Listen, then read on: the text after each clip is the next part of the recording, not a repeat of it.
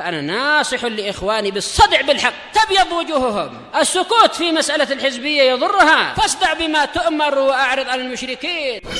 سلامي على دماج ورجالها والشيخ يحيى ودار العلم يا سعد بانيها. Bismillahirrahmanirrahim. Waalaikumsalam warahmatullahi wabarakatuh. Adapun kalau maka ana seorang salafi, dan seorang salafi tidak taklid dan tidak fanatik pada negara tertentu. Di mana ada ulama ahlus sunnah, maka di situ dia berhak untuk menjadi rujukan dan bahkan di seluruh dunia. Maka terkadang di dalam soal jawab ana menukilkan dari ulama salaf dan ulama-ulama yang setelah salaf, dan juga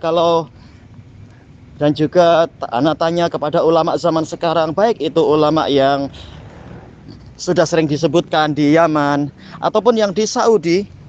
Di antaranya adalah Fadilatu Syekhina Ibrahim Zafrani, murid dari Syekh Ibnu Baz, yang memang beliau itu ulama besar dari dalam masalah hadis dan akidah serta fikih, dan beliau murid dari Syekh bin Baz dan yang lainnya, dan beliau dipuji sebagai Fadilatul Syekh oleh Syekh Yahya, dan beliau juga memuji Syekh Yahya. Demikian pula Fadilatul Syekhina Al-Muhaddis Adil bin Ahmad bin Muhammad Ali Asy-Syaikh yang di Jazan.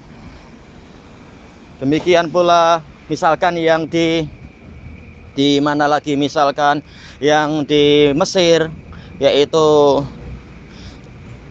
Syekhuna Abu Muhammad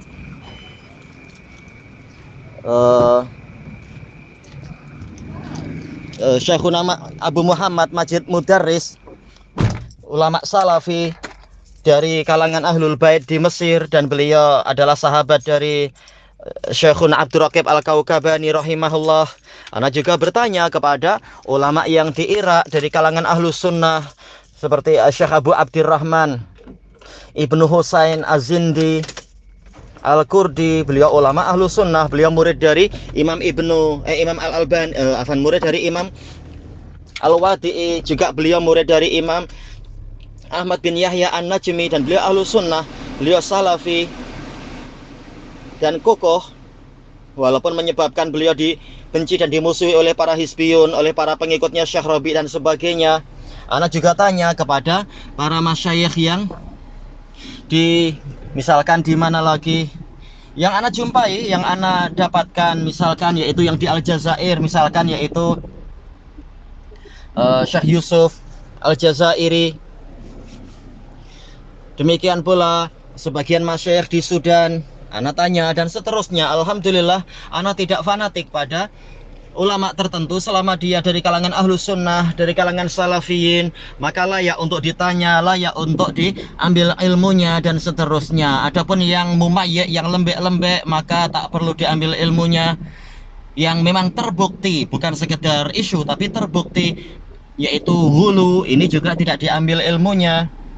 Tapi intinya kita tidak fanatik pada ulama Yaman. Selama dia Ahlus Sunnah, maka dalil apa yang menghalangi untuk kita menanyai beliau?